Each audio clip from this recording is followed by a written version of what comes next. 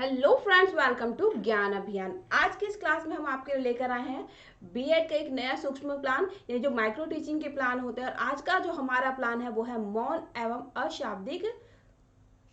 तो आइए आज हम प्लान जो है शुरू करते हैं अपना। जो हमारा आज का प्लान है वो है मौन एवं अशाब्दिक संकेत। यानी कि जब हम कक्षा में क्लास में बच्चों को पढ़ाते समय है ना, बिना मुंह से बोले संकेतों से बच्चों को समझाते हैं, बताते हैं, तो वो होता है मौन एवं अशाब्दिक। जहाँ पर शब्दों को नहीं बोला जाता है वो है मौन एवं अशाब्दिक संकेत। तो इसे बनाना कैसे, आपको सबसे पहले लिखना है अपना शिक्षण कौशल। यहाँ पर आ जाएगा मौन एवं अशाब्दिक संकेत। छात्र अध्यापिका का नाम, जो टीचर पढ़ाने वाली है उसका नाम। कक्षा यानी आपकी क्लास, किस क्लास को पढ़ा रहे हैं। विषय यानी सब्जेक्ट, जो भी सब्जेक्ट है आपका, Hindi, English, Urdu, math, science. Class आपकी जो भी है 6, 7, 8, 9, 10, 11, 12, जो भी आप क्लास यहाँ पर पढ़ा रहे हैं वो। और फिर आपका यहाँ पर टीचर का नाम, शिक्षण कौशल। फिर है दिनांक यानी तारीख, जो भी तारीख है। पीरियड, आप किस पीरियड में पढ़ा रहे हैं यहाँ पर, 5वां, 6वां, 7वां, 8वां। और फिर अवधि इस प्लान की वो है 6 मिनट। तो इसे बनाना कैसे, आपको उसके लिए भी क्या करना है, जो अपनी जो नोटबुक है उसमें 4 खंडों में उसको विभाजित करना है। पहला आएगा क्रम संख्या, दूसरा छात्रा अध्यापिका के, यानी वो स्टूडेंट जो टीचर के रूप में आपको पढ़ा रहा है। छात्र छात्रा क्रिया यानी स्टूडेंट एक्टिविटी। और घटक यानी यहाँ पर आ जाएंगे आपके कंपोनेंट्स।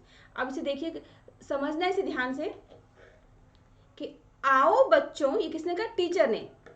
हाथ के इशारे से मैं आज आप सबको एक मजेदार कहानी सुनाती हूँ।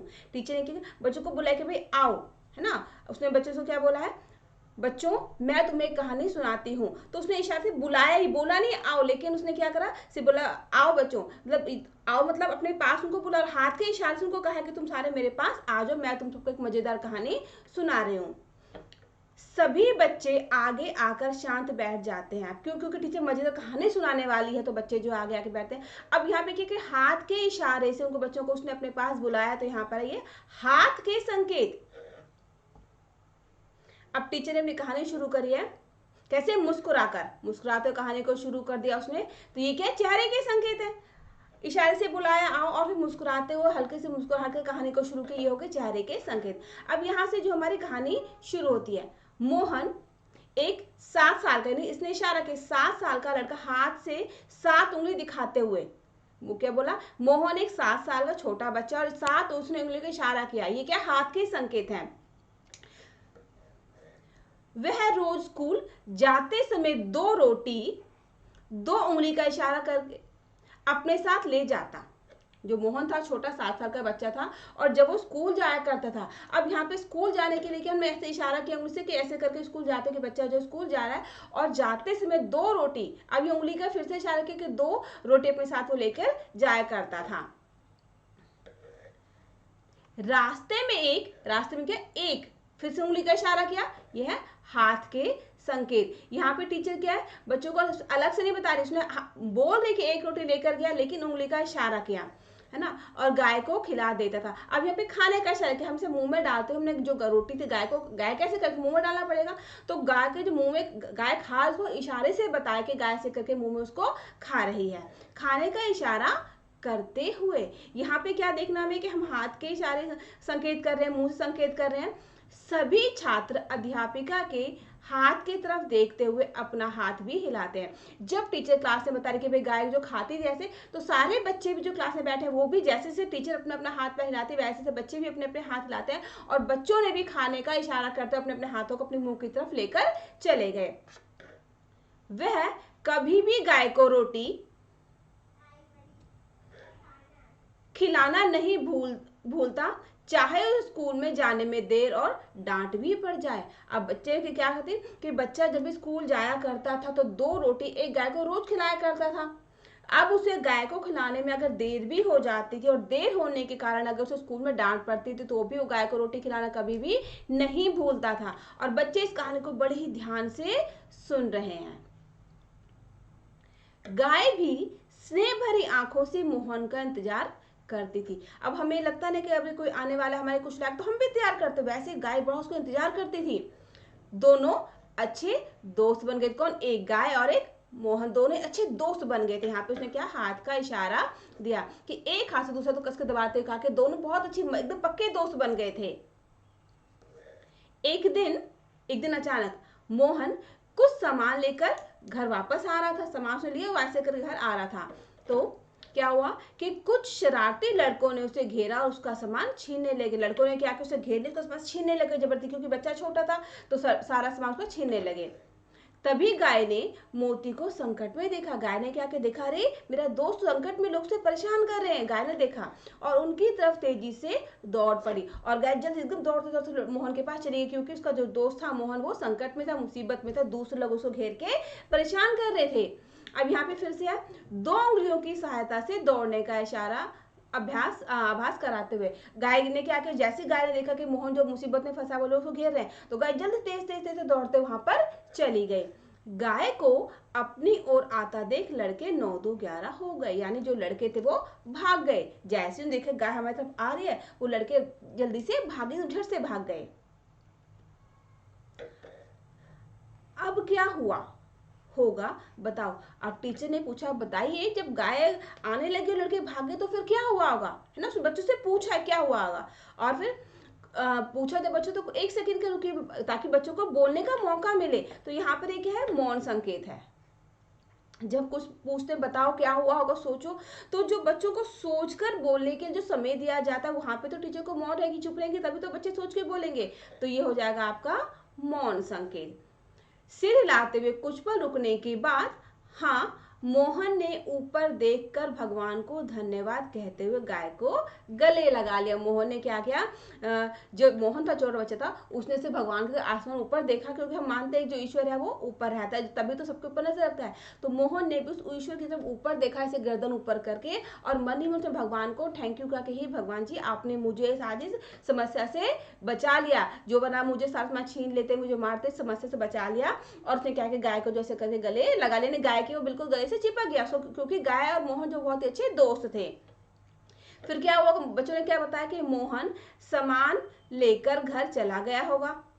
बच्चे हंसते हुए कहेंगे, बच्चे तो ये कहेंगे भाई बच्चों को थोड़ी पता है कि उसमें क्या, बच्चे अपना दिमाग लगाते हैं, छोटे बच्चे हैं बड़े जो भी क्लास के बच्चे इसका कहानी सुना वो ध्यान लगता है कि अगर मोहन की जो समस्या थी वो हल होगी तो मोहन ने क्या किया, अपना सामान लिया और अपने घर चला गया होगा।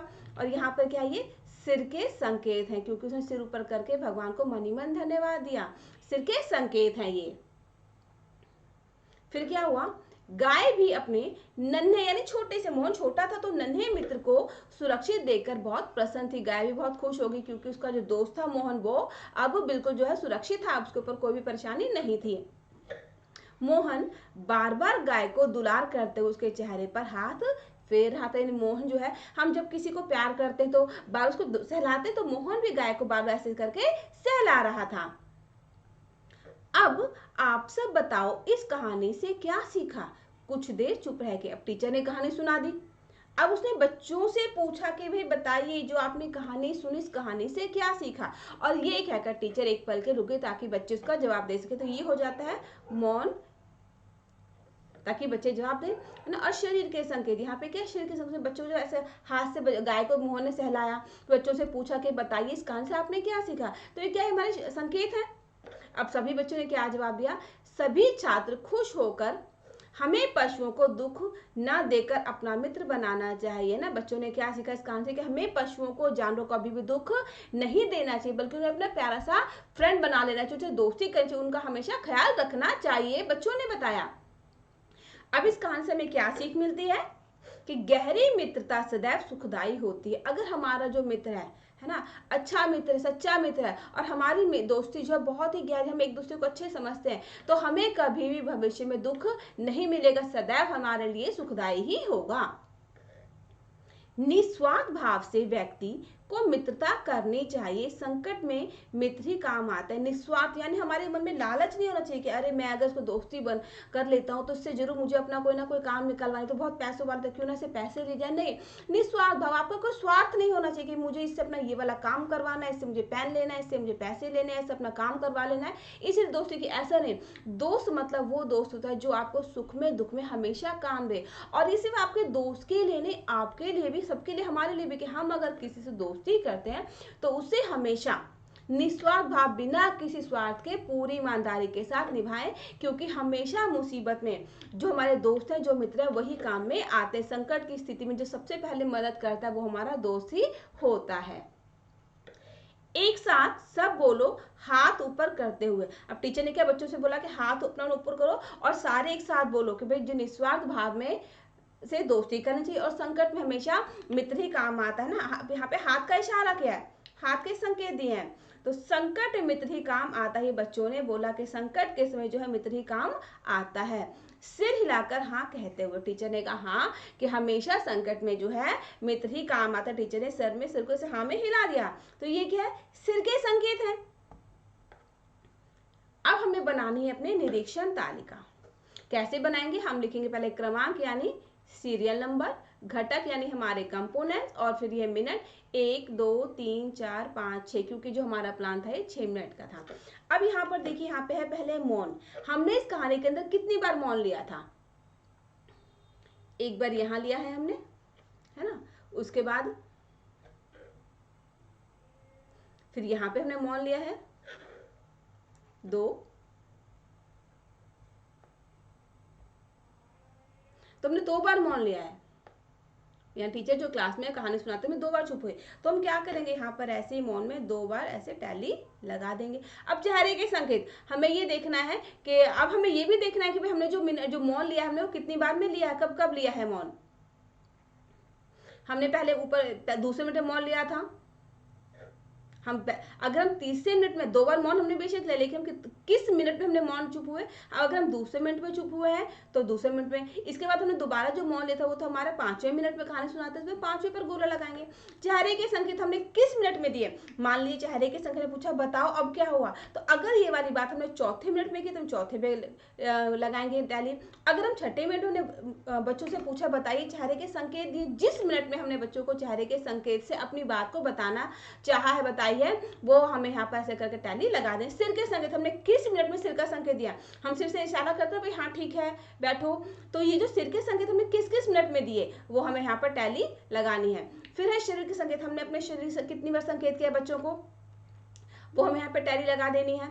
हाथ के संकेत में इशारा के बताओ क्या हुआ, बैठो, आओ, तो ये जो हाथ के इशारे किस किस मिनट में हमने कितनी बार दिया है वो हमें यहाँ पर लगा देना है। और यहाँ पे क्या करने का, टोटल करना है। जैसे कि हम मौन है यहाँ पर 2 बार, तो यहाँ पर हम 2 लिख देंगे।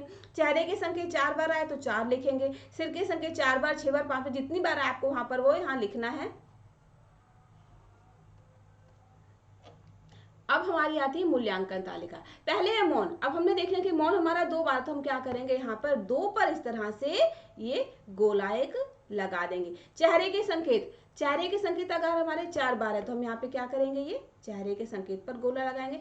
बस हमें ध्यान क्या करना है, इसमें भी हमारा क्रमांक होगा, घटक होंगे, और फिर जो हमारी तालिका बनेगी मूल्यांकन तालिका बोलते हैं न्यूनतम, जिसमें 1 से 2, औसत से कम 3 से 4, औसत 5 से 6, औसत से अधिक 7 से 8 और अधिकतम 9 से 10 होता है। तो हमें जो अपनी जो मूल्यांकन तालिका है, इस मूल्यांकन तालिका की जो हमारे कुल आया है टोटल, इन्हीं नंबरों को हमें अपने मूल्यांकन तालिका में गोला लगाना है। अब देखिए हमारे सिर के संकेत अगर 4 बार आए हैं तो सिर के संकेत पर भी हम इस तरह से 4 पर गोला लगाएंगे। शरीर के संकेत अगर 4 बार है 4 पे लगाएंगे, 8 बार है तो हम 8 पे लगाएंगे, जितनी बार भी आए उतनी बार आप यहाँ पर गोला लगाएंगे। हाथ के संकेत हमारे 5 बार आए तो हम यहाँ पर 5 पर गोला लगा देंगे। मान लीजिए कोई सा जो हमारा घटक है अगर 9 बार आता है तो हम 9 पर लगाएंगे, 10 बार आए तो हम 10 पर लगाएंगे। तो इस तरह से हमारी जो मूल्यांकन तालिका और निरीक्षण तालिका है वो पूरी हो जाती है। तो मुझे उम्मीद है कि ये मौन एवं अशाब्दिक संकेत क्या है और इसे हम अपनी कक्षा में किस तरह से प्रयोग करते हैं, अपने हाथ के इशारों से बिना बोले ना, अपने संकेतों से इशारों से हम जिसका प्रयोग करते हैं वो हम कैसे करते हैं, आप इसे आसानी से और अच्छे से समझ गए हैं। तो इसी तरह देखते रहिए आपका अपना ज्ञान अभियान। मिलते हैं एक नए वीडियो में जिसमें हम आपके लिए और भी कुछ प्लान्स लेकर आएंगे। तो मिलते हैं अपने एक नए वीडियो में। तो अगर अभी अब तक आपने ज्ञान अभियान को सब्सक्राइब नहीं किया तो इसे सब्सक्राइब कीजिए, लाइक कीजिए और अपने दोस्तों के साथ शेयर कीजिए। इसका सबसे बड़ा जो फायदा होगा वो ये होगा कि अगर आपके फ्रेंड्स भी ये प्लान बनाने की कोशिश में लगे, सोच रहे हैं कि कैसे बनाए कि हमारा प्लान जो बिल्कुल परफेक्ट बने, उसमें कोई कमी ना हो, तो उनकी जो ये समस्या यहाँ पर आके खत्म हो जाती है जब वो उस प्लान को देखते हैं और समझते हैं और फिर अपना बनाते हैं। तो मिलते हैं आपसे अपने एक नए प्लान में। इसी तरह देखते रहिए आपका अपना ज्ञान अभियान।